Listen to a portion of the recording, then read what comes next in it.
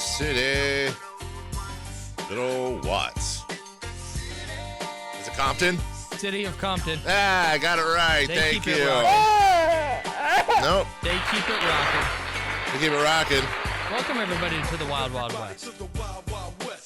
I just like the part of the song where he says Sacktown in the Bay Area and back down. Yeah. I wonder if bigger cities, do they care when they get shouted out as much as we do? Probably not, right? But I don't think so. Mostly because in California, it's like Los Angeles, San Francisco, Oakland. Sacramento doesn't get a ton of love in the rap shout-out category. The only other one I really remembered, I'm sure there's many more, but randomly was on the Fantasy remix by Mariah Carey. Old Dirty Bastard asked if Sacktown's in the house. I was like, yeah, we are. For real. By the way, Fantasy by Mariah Carey is a banger. I mean, yeah. I read an oral history on the Old Dirty Bastard sessions for the Mariah Carey remix of that song randomly, like just a few days ago. Yeah, I saw that on. It's quite interesting. Like, he got paid $15,000 for, I think, 4 different appearances, and all he did was show up hammered, fall asleep on the couch, and then like record his spots in bits because he was just trash the whole time. And I think most of his part consisted of being like, Sacktown in the house, $15,000. Oakland in the house, $15,000. LA, are you with me? $15,000. Welcome into the show. 339-1140, 1-800-920-1140 if you want to call. If you like to text and check in, why don't you do that at 44-1140? We had a lot of fun yesterday. I'm a little neurotic. I think people know that, if you've listened. And I never like to lie to the audience, ever, unless I have to or I'm in a particularly good mood. So I will say I talked to Kyle before the show today. This is number one things you're not supposed to ever say on a radio show, but I'm a little worried about today's show. I am. About once every 3 months, I get writer's block. It is neither big nor fat nor hairy. No. Now, at the end, it might be. It might, in retrospect, be a big, fat, hairy show. You're expecting like a 1-9 show, and we might wind up going 6-4. That's very, very true. I'm expecting a 3-17 show today. Now, now listen, we have Sam Amick on at 8:05, and he's great. We have a Thursday night football game to talk about. A pretty good one, actually. We hope. We have a Kings game to talk about from last night. And Dez Bryant signed with the Saints. Floyd Mayweather backed out of a fight. There's things to talk about.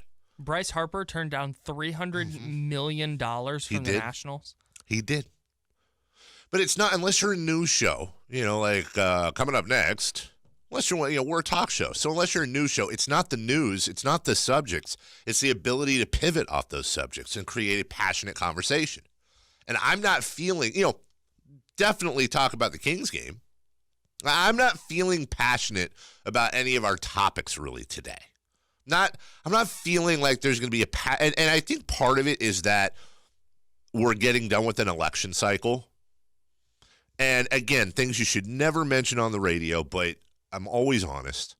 I'm truly more interested right now in what's going on outside of sports than I am what's in sports. And that doesn't mean I want to switch stations and go to a political talk show or news of the world talk show or anything like that. But I said to Kyle before the show, this true story, that I said, I wish we had a pass where like once every few months we could just do a sports-free show and just get it all out of the system. Just talk about everything but sports and have an actual talk show. Like a podcast format. Kind of. And of course, we're not, listen, relax. We're not doing it because we understand this is an escape for people. And this is what people, we have to try to take you out of that world and into a world of, taking you away from electoral colleges and reporters and passes being taken. And so what you're saying is this is going to be one of those shows where we hit a break open glass in case of emergency topic, like LeBron versus Jordan. Who you got? It is absolutely one of those where I want to flip through our list. We have a little book of topics that we can. Yeah, Kyle's actually holding it in the other room right now. That we can flip through. Greatest uniforms of all time. One that I was thinking about last night was rank game shows. Like, what is the greatest game show ever? Match Game. No, that's incorrect. Match Game is really top-notch. It is very top-notch. It's also fun to play at home. And the Gene Rayburn Match Game. From it would have to 70s. be Rayburn. Yeah. So it's one of those things. It's gonna be one of those days. I also wish we could do a show like today would be perfect. Like on Reddit, you do what's called an AMA show. Ask me anything. Hey, I did one of those. You did that on the Reddit online. I did. I feel like we should be able to do that on this show. Today should be, you know what? Let's go ahead and make that official. Actually, maybe that's what we'll do. We'll test out the audience today at 441140 and or 3391140. Today's show will be an Ask Me Anything show. We will allow all questions. We will. I think we can compromise a little bit. Yeah. And prioritize the sports related questions. Yeah. But as the listeners of this show know, if a certain question catches our fancy, we'll answer it. Like something about Thanksgiving dinners, because I'd say you ask anything.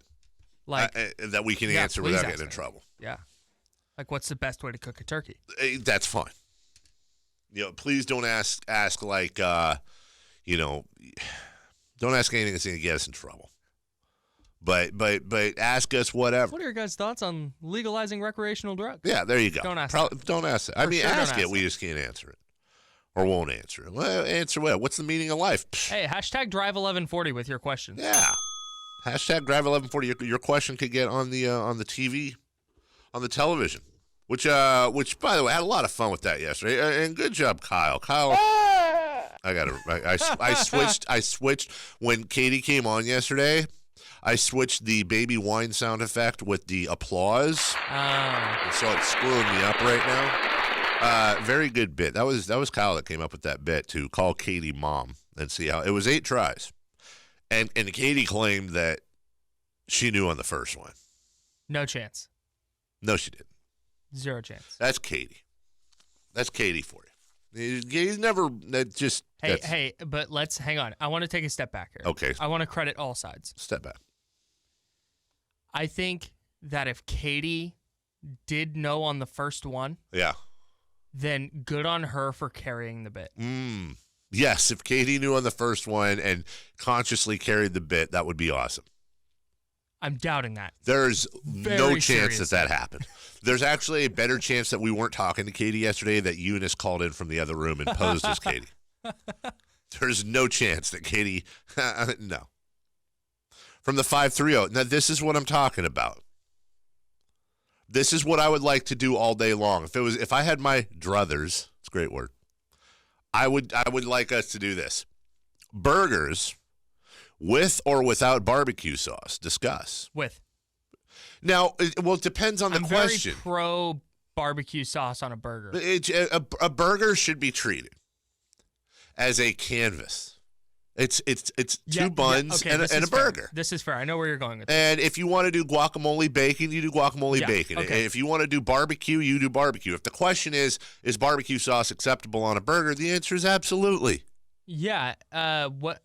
And do you think is just a standard burger? I give you hamburger, bun, and condiments. Yeah.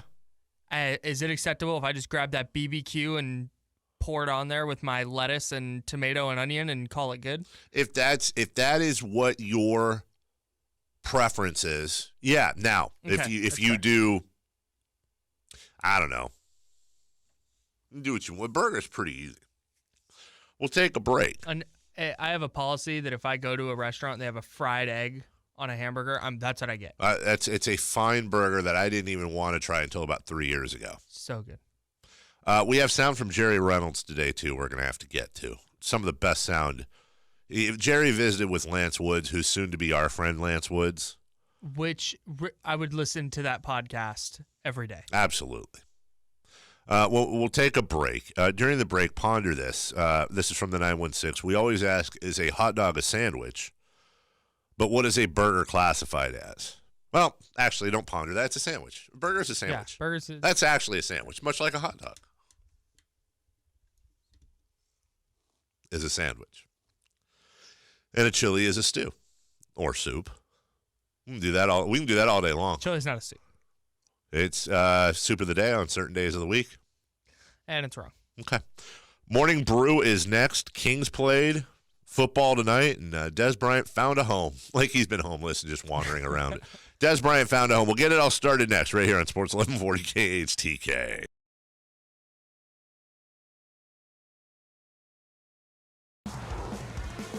Kawhi Leonard straight away for three, rims it, no good. CauleyStein with a rebound. It's a single-digit game, 106-97. Kings need a quick strike here. Can Buddy Hield give it to him? He swings it out now to Iman Shumpert. Shumpert now to the near side to Fox. Wiggles to the free throw line. Leans in, 13-footer. He's got the bucket. Timeout going to be taken. Nick Nurse is hot about something right now, and he's in the face of Aaron Smith. They continue their conversation. Timeout taken. Kings fans are on their feet. This is now a 7-point ball game with 4:52 to go. Sound a little bit like a homer here, but that's fine because I get killed for sounding like I hate the Kings too many times. This was a loss, and fair play to the Raptors. But I came out of this game, and I don't know if fans feel the same way, feeling like this was a gettable game. And you had referee issues. Referees were terrible last night on both sides. There were bad calls on the Raptors too, but mostly on the Kings, primarily with that jump ball foul call against Willie CauleyStein. That was an absolute momentum changer. Nemanja Bjelica had his worst game by far as a Sacramento King. He was just ass last night, and he'd be the first to tell you. 4 steals on the night for him. So he did what he could do, but 0 of 5 in 19 minutes was not a factor whatsoever on the offensive end. In fact, he and Iman Shumpert combined for 6 points. 2-year starters combined for 6 points, and Buddy Hield had maybe the worst half of his young season. He recovered, obviously, and led the team or co-led the team with 24 points. But as you mentioned in your update, Kyle, 9 of 22 shooting. I feel like there were a lot of factors that combined that worked against the Kings, and some of those factors were their own fault, and they still only lost by 9 points. So I'm not too mad at last night's loss. I'm not going to go as far as to gloat about a moral victory or anything, but I thought they played a Raptors team with Kawhi Leonard as fairly well, and I'd love to see that. I'd love to see him play again tomorrow night to see exactly how close or how off this would be. By the way, Bogdanović in 18 minutes, 7 points and a couple boards with an assist, did not turn the ball over. I think he had 5 points in his first couple minutes, came in and just Bogdaned around, did his thing. He's going to fit in nicely. He's going to be on a minutes restriction for a few games, but I'm not worried about him fitting in at all. Willie CauleyStein on the offensive end looked great. 24 points, 8 boards against Serge Ibaka. I'm still having issues with his defense, but not as many as I did last year. I think Willie actually appeared to not play good defense at times. I actually think his teammates, I'm going to defend Willie a little bit here, hung him out to dry.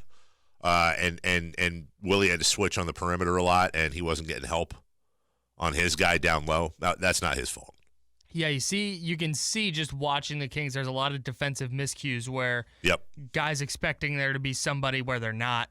And it makes the one-on-one defender look bad when he's expecting help. And it's not his fault. Right. It's not his fault at all. He's trying to do his job. Number 2. I have some other beef with the Kings, but we'll get back to that. Ooh, beef with the Kings? Yeah. Kyle's beef with the Kings coming up at 6:30. Number 2. 3rd and 5 at the 7. Roethlisberger in the shotgun. Decibels go up at M&T Bank Stadium. The Steelers operating left to right. Ben gets the snap. He's back. He throws it to the right. Running for the end zone. Connor. That's a touchdown for Pittsburgh. Thursday night football tonight. It's a good one. Panthers go to Pittsburgh, take on the Steelers. A little bit of a cross-conference game. AFC North, the Steelers. Well, guess what? After all the worry about them tying Cleveland and what was going on early in the year, shockingly, with a 39-point positive point differential, they've won 4 in a row. They're 5-2-1, and yes, they are on top of the AFC North. The Carolina Panthers are 6-2. The Carolina Panthers actually have the third best record in the NFC. The problem is that they are in the same division as the New Orleans Saints. But between the Panthers and the Steelers, you've got yourself a combined 7-game win streak. This is a good Thursday night football matchup. I believe the Panthers' final 3 games are Saints, Falcons, Saints. Oh, are they? And the Falcons are starting to figure it out. They're going to get Deion Jones back healthy. They just signed Bruce Irvin. Woof. You are correct. The Falcons are becoming extremely interesting at the right time. And the Panthers, if the moral of that story is the Panthers, if they're going to make the playoffs or compete in their division, they're going to need to win games like this. And the Falcons sitting at 4-4, they're 2 back of Carolina, but there is a lot of football left. And as you mentioned, the Falcons still have some gimmies to go. At the Saints, home Ravens, at Packers, at Panthers. Those are the toughest games remaining for the Falcons. The rest are all absolutely winnable. But you mentioned the Saints, the Panthers in there. Those are games where they're going to control their own destiny. Yeah, they will. They absolutely will. Look at you making it. You know, the Falcons aren't part of the story tonight, Kyle. It's about the Panthers and the Steelers. Falcons always have to push their little beak into everything. I think the world's a better place when Matt Ryan and that receiving core is doing something. And, of course, Devontae Freeman's part of none of it. He's out. So what do you have? You have Tevin Coleman and Ito Smith? Yeah. Yeah. That's your Falcons backfield because Florida State's Devontae Freeman can't stay healthy. Then again, neither can Florida State's Dalvin Cook either. Is there an issue with Florida State running backs and staying healthy? More on that, probably no point during this show. No, I doubt we'll get to that. Yeah, we won't. Number 3. I don't know how much carryover there'll be from, what he had in Dallas. Probably not a lot. So I think that's a process, but you bring him along and you want to put him in positions to succeed, right? You want to take the stuff that he's really good at and then integrate him into the offense accordingly. Dez Bryant's found a home. After wandering in the cold for months, Dez Bryant has found a home with the New Orleans Saints. It's interesting. Across from Michael Thomas. I would not be surprised if he gets used in a Jimmy Graham role. Like a pseudo tight end? Yeah. Or he'll split out wide still for sure. He's not going to be like an inline blocking tight end. But just in that role where you put him in a position where he just boxes out a defender. Because that is what Dez Bryant is really, really good at. If you're relying on him to get separation from a defensive back, he's not a burner. Putting him in the wrong spot. No, he's your ultimate jump ball type of dude. Very interesting. I like this move for the Saints because I don't really know what the downside is for them. If Dez comes in and sucks, they'll figure that out real quick, and they'll move him down the way.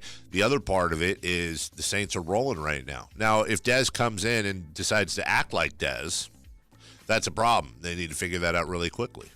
But, the Saints added Adrian Peterson a while back. Saints have a pretty good culture there with Drew Brees. I think a lot of Dez's quote attitude problem had to do with the fact the Cowboys were terrible. I think so. I think winning with New Orleans will help a lot in that regard. I hope so because Dez has been. I've still never figured out Dez Bryant. He might be a bad person.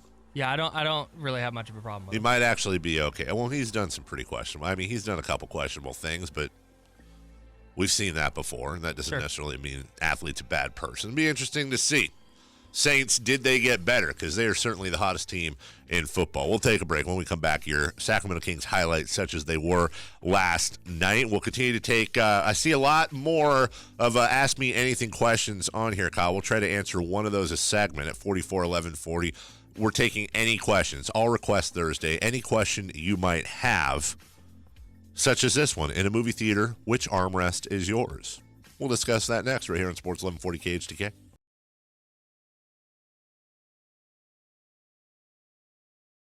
Hey, this is Kyle Madson with your top stories on Sports 1140. The Kings opened their 4-game homestand with a loss to the Raptors. It was 114-105 last night. The Raptors moved to 11-1. The Kings fall to 6-5. Willie CauleyStein had a good game with 24 points and 8 rebounds. Buddy Hield also had 24 points. Despite a rough shooting night, he went just 9 of 22 from the field. Kawhi Leonard of the Raptors led all scorers with 25 points. Sacramento's off tonight before welcoming in the Minnesota Timberwolves tomorrow evening. The NFL's Week 10 kicks off tonight with a fun matchup between the 6-2 Carolina Panthers and the 5-2-1 Pittsburgh Steelers. That game will take place in Pittsburgh. We'll have all the action for you right here on Sports 1140. Coverage is set to begin at 5 o'clock. Those are your top stories. And now back to the drive on Sports 1140 KHTK.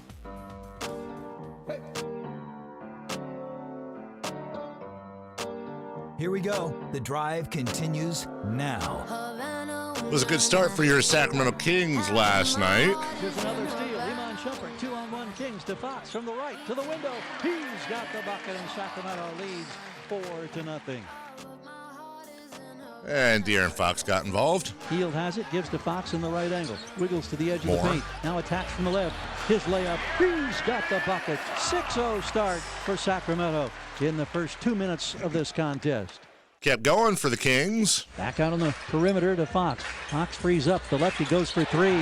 He's got the triple. 7 points for De'Aaron Fox. That was his 11th made three-pointer in his second season. Kings lead 9-3. Hey, your Peckus play of the game. Near wing to Shumpert. He drives left, spins right, kicks it out to Bogey. Bogey now had a notion to shoot it, puts it on the floor, drives, breaks down the defense, high window. He's got the bucket. First shot attempt of the season for Bogdan Bogdanovic. Gives the Kings a 7-point lead. It's their biggest early lead of the ball game.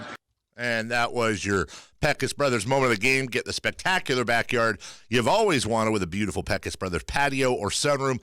Best price, best value. Hey, guaranteed, okay? Peckus Brothers back at it. Let's see. You know, this kid, Troy Williams, is a good story. He had a big putback. Here comes Fox on the run into the lane, gives to CauleyStein. Ho goes to a stop, goes to the jump hook, no good. Spike, put back, thrown down by Troy Williams, coming from the left baseline. That wakes everybody up. Good job, T-Dub. Dave Yeager was asked after the game about Troy Williams. I thought he gave a very interesting response here, Kyle. Coach, Troy Williams seems to just give you guys a spark every time he's on the floor. How hard is it to not run him out there for more and more minutes every night? It's hard. It's hard. So got to figure out what I want to do here in the rotation-wise. I think he comes in and he gives us some pop. And I like that both defensively and offensively. Gets a couple dunks, gets a couple cuts. You notice him, and it makes an impact in that way. This is your two-way player. But he's not playing like a two-way player. And Coach Yeager, we talked about this with Jason Anderson of the B yesterday. Coach Yeager is generally not fond of rotation and or minutes questions. And that's a very rare, candid answer from Coach Yeager about that. That's because I think it wasn't like, hey, how do you fit Troy Williams more into the rotation? That's true, but he's also very reticent to provide that type of insight into his brain. Right. That tells me, without trying to read too much into it, that he's trying to figure out a way to get Troy Williams in there more at expense of. And to be honest, I think it's pretty obvious. Justin Jackson's the odd man out right now. And that's tough for a second-year guy whose jersey's hanging in the rafters at North Carolina. But Sean May was great at North Carolina, too. That doesn't always mean anything.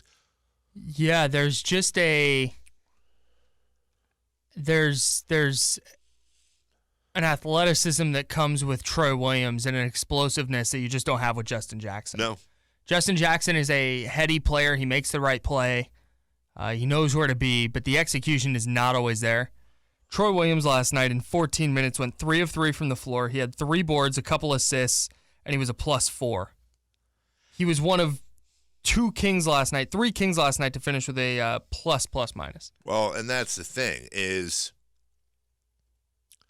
it's his defense. Right. That's as impressive, if not more. Right. And that's something the Kings need right now. I think Justin Jackson needs to go to the G League. And I know that's embarrassing, but this isn't your daddy's G League. They practice at the practice facility up here. They are less than an hour away. I still believe that there is a good, not all-star, good NBA player in Justin Jackson. I'm not ready to give up on the guy yet because you do see flashes. I think Justin Jackson's issues are more mental. I've seen the guy score 20 points in an NBA game. I've seen the guy play pretty good defense. There is talent there. Did you look at the box score at all last night? No. Okay, don't look. No? Okay. Do you know how many shots Justin Jackson took last night? No. In 8 minutes? No. He didn't take any. Yeah. Like, you can't have that from your 3-and-D wing. When you're playing a style the Kings are playing where you're taking makes and misses and flying up the court, you need a guy like Justin Jackson to be shooting the basketball. I agree with you. Making it at some level. I agree with you. Let me counter. Please. Because here's the counter argument. Nope, don't do that. Don't argue with me. Better to have a guy that's struggling than Justin Jackson get in the game and try to make his presence felt in other ways. 1 rebound. Then have him come in and try to shoot himself out of a slump. But he didn't make his presence felt really in other ways. That's the problem. Although he was matching up with Kawhi Leonard for part of the night. I think for a couple of those minutes at least. That's not easy. Yeah, you would just like to see him, like, there were a couple of times last night where you can just tell he's hesitating a little bit in really trying to think through and make the right play. And sometimes the right play is just pull it, just shoot it. Yeah, his issues are. I mean, we're fans of Justin Jackson on the show. He's been on the show many times, and we're a little bit biased. I wouldn't mind Justin Jackson going to a sports psychologist. And I'm not insinuating that Justin has mental issues outside of basketball. I'm saying I think the talent is there. I think the desire is there. I think sometimes it's his aggression. He has Willie disease that Willie CauleyStein had, and it still pops up every once in a while, where he'll disappear for stretches. He'll, just like last night, he'll be there, but you don't even know he's there. Jordan Williams, you know he's there. From the 916, from the 209. Why did Dave stop from saying the word Stockton like it was a profanity? I stumbled on Stockton because I had a brain freeze for a second about Reno and Stockton. That's what that was. You started to say Stockton, thought you meant Reno. Right, and then was like, oh, yes, I'm right. It is, in fact, Stockton. It is, in fact, that place, south of Lodi. Played a lot of Kings highlights. We'll continue. Ball chased down by Leonard and the Raptors. Leonard accelerates into the front court, shadowed by Fox. Fox pokes it away, and Hield has it. Kings break 2-on-1. Hield on the left sets up the alley-oop. Willie CauleyStein comes calling. 78-71. And Golden One Center is suddenly alive. Timeout taken. Question for you, and then we'll go to break. Mm-hmm. By the way, let me save everybody the mystery. The Raptors won last night, and there's some Raptors highlights in there. Who cares? If Willie CauleyStein wanted to, could he be DeAndre Jordan?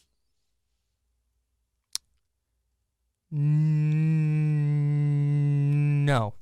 What? Not on the defensive end, because there is a timing and I think just natural skill that comes with shot blocking that I don't think Willie has, that DeAndre Jordan does have.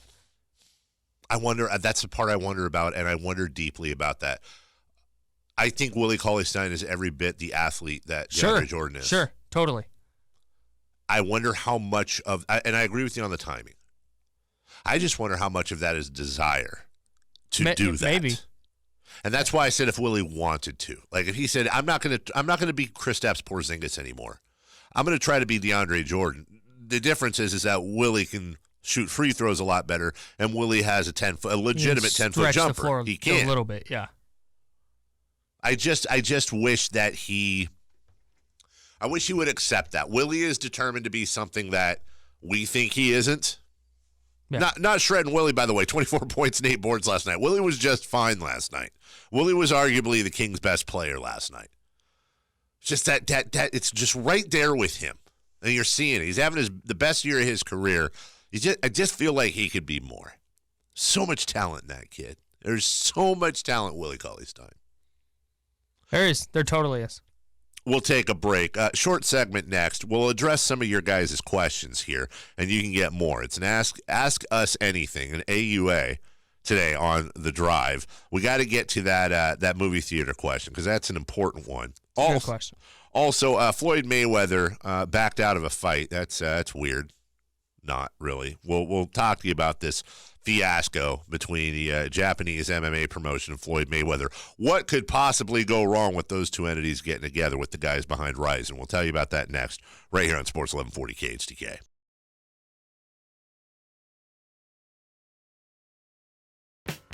Sam Amick will join us at 8:05. Coming to you from the Fire Wings hotline, 21 different flavors to choose from. Firewings.com. Hey, just wing it. We're running a theme today. Text us at 441140. It's an Ask Me Anything. And by me, I mean Kyle and myself. Or if you have questions for Eunice, that's fine too. I don't know if she'll answer, but you can ask. Use the hashtag Drive1140 on Twitter if you want to go that way. Or directly to us at 441140. One of the questions I wanted to get to is, in a movie theater, which armrest is yours?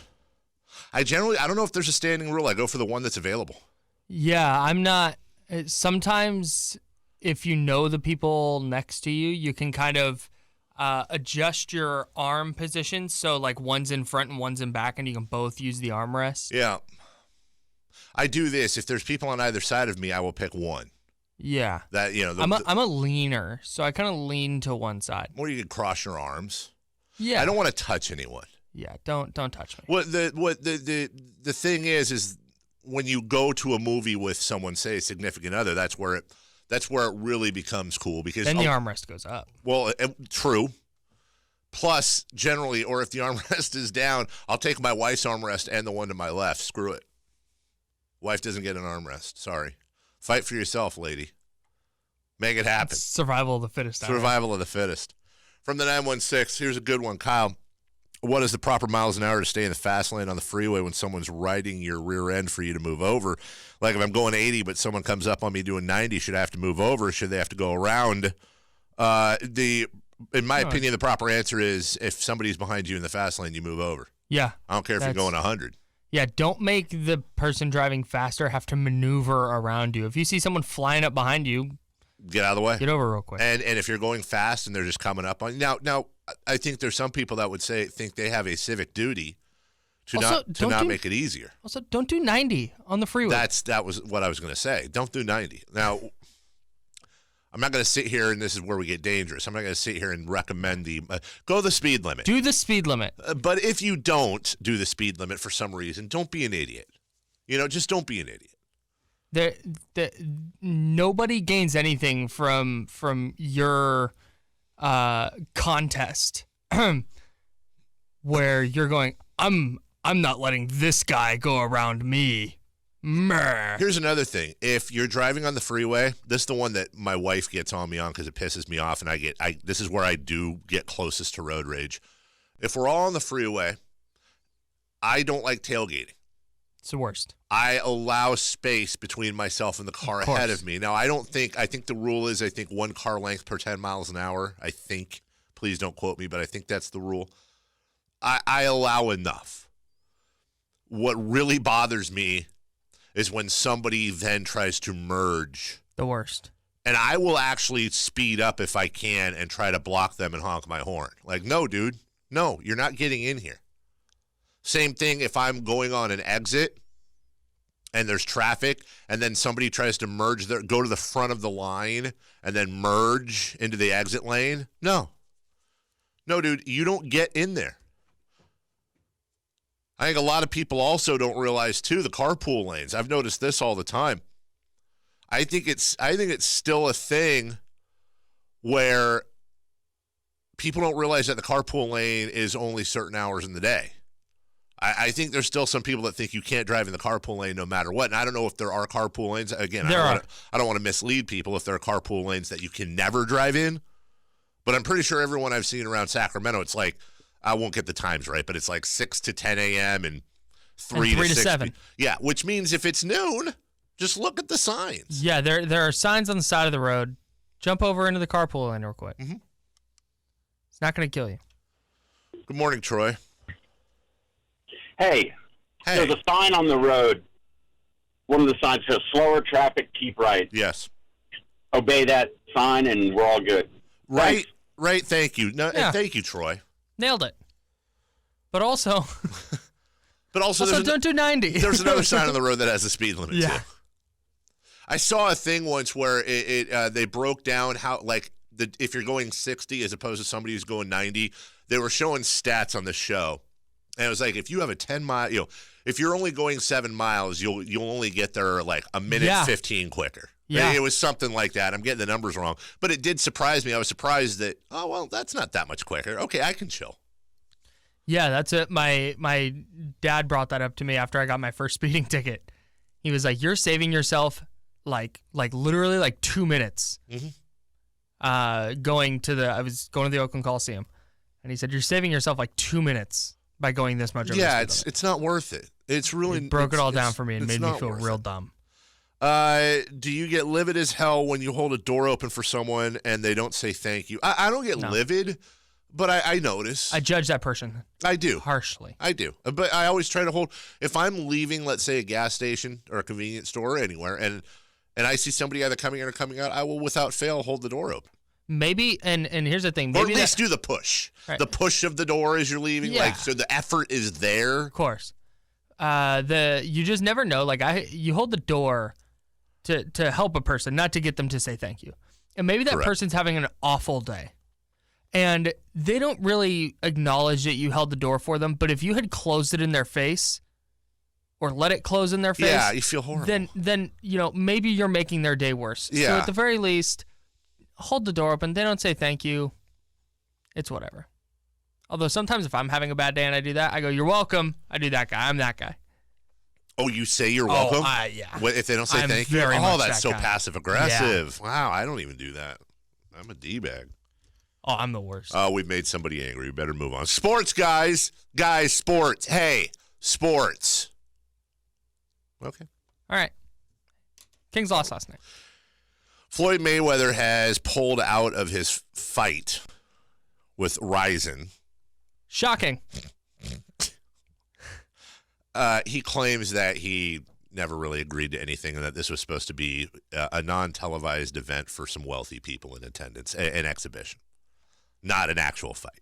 He went all the way over to Japan, had a press conference, answered questions, tweeted about it, and now he's saying, "Well, no, this." I found out he was going to get pieced up, and yeah, a little bit, It was like, no, I'm not doing the MMA thing. Like, I have to learn to do what? What do we say? The only thing more important to Floyd than money is his ego. I think he kind of got the message there. Kings fall to the Raptors. Your thoughts on the game last night? 339-1140, 1-800-920-1140. You can keep texting us your questions. We'll get into a different segment. We'll answer some more of your questions before. Hashtag drive 1140. Sports guy gets mad. From the 916, my bro called Scott Marsh an a-hole for not holding the door at Chili's. Wow. Doesn't sound like a Scott Marshy thing to do. He must have been distracted. Scott's usually puts a very high price on civility. Scott's tremendous. He is tremendous. We're back in a couple. Sports 1140 KHTK.